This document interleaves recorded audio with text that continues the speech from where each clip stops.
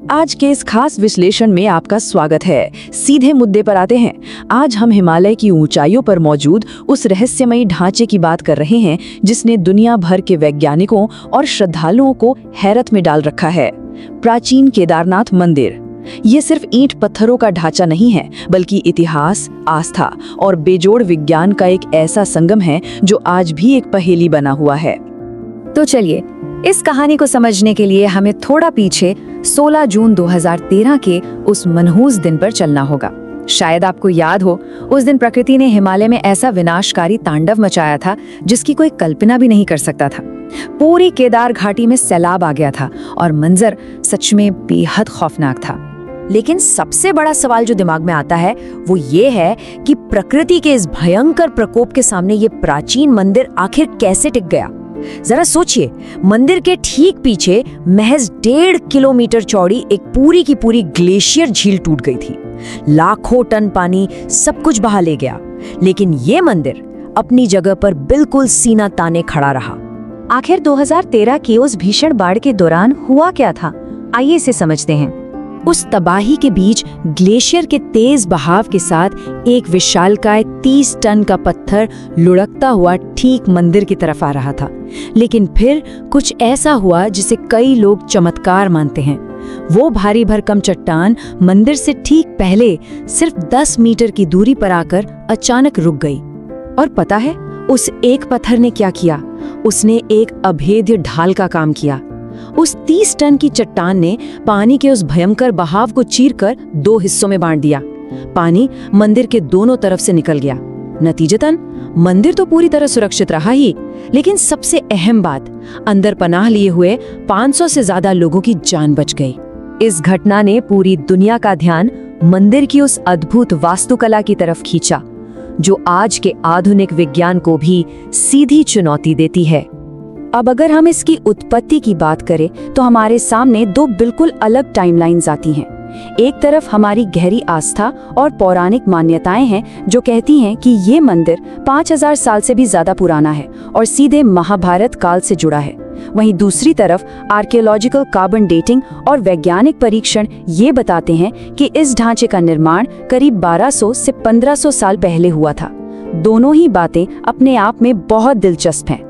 लेकिन जो बात सच में हैरान करती है वो है इसके निर्माण का तरीका।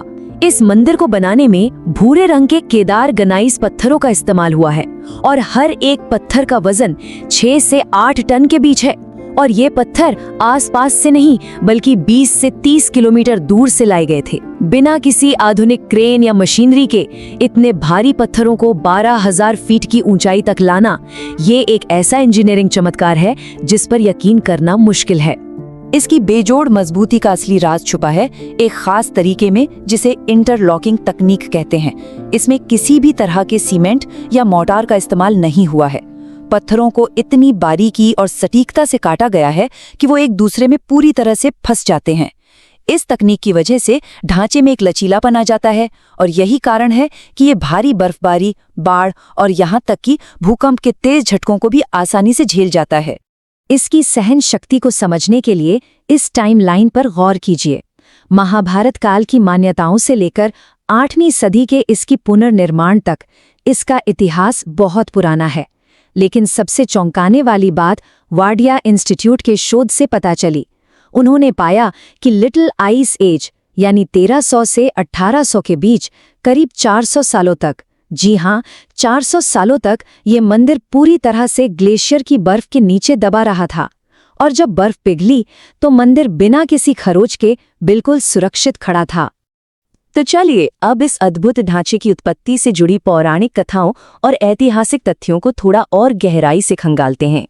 हिंदू मान्यताओं के मुताबिक महाभारत के युद्ध के बाद पांडव अपने पापों से मुक्ति पाने के लिए शिवजी की तलाश में निकले थे। उन्हें देखकर शिवजी ने एक बैल का रूप ले लिया और जब पांडवों ने उन्हें पकड़ने की कोशिश की तो वो धरती में समाने लगे। कहते हैं कि उस बैल का कुबड़ वाला हिस्सा केदारनाथ में रह गया और उनके शरीर के बाकी अंग 4 अलग अलग जगहों पर प्रकट हुए, जिन्हें आज हम पंच केदार के नाम से पूजते हैं। वहीं अगर ऐतिहासिक पन्नों को पलटें तो 8वीं शताब्दी के महान दार्शनिक आदि शंकराचार्य का नाम सामने आता है। उन्होंने अपने महज 32 साल के जीवन काल में इस स्थान का पुनर्निर्माण करवाया था। कमाल की बात तो ये है कि उन्होंने जो पूजा की विधियां और नियम बनाए थे, उनका पालन आज भी कर्नाटक के वीरशैव ब्राह्मण समुदाय के रावल पुजारी बिल्कुल वैसे ही करते आ रहे हैं। अब हम एक ऐसे रहस्य की तरफ बढ़ते हैं जो सर्दियों के महीनों में हर किसी को हैरान कर देता है, अखंड ज्योति का रहस्य। जैसा कि हम जानते हैं, भयंकर बर्फबारी के चलते सर्दियों में मंदिर को पूरे 6 महीने के लिए सील कर दिया जाता है। लेकिन दरवाजे बंद करने से पहले उस एयर टाइट गर्भगृह में एक अखंड ज्योति जलाई जाती है। अब सवाल ये है कि बिना ऑक्सीजन के कोई दीपक लगातार 6 महीने तक आखिर जल कैसे सकता है? यहीं पर विज्ञान और आस्था आमने सामने आ जाते हैं।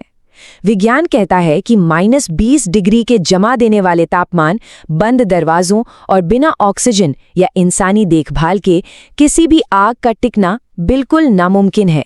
लेकिन आस्था कहती है कि इन 6 महीनों में यक्ष और गंधर्व जैसी दिव्य शक्तियां वहां आती हैं, शिवजी की आराधना करती हैं और इस लौ को कभी बुझने नहीं देती।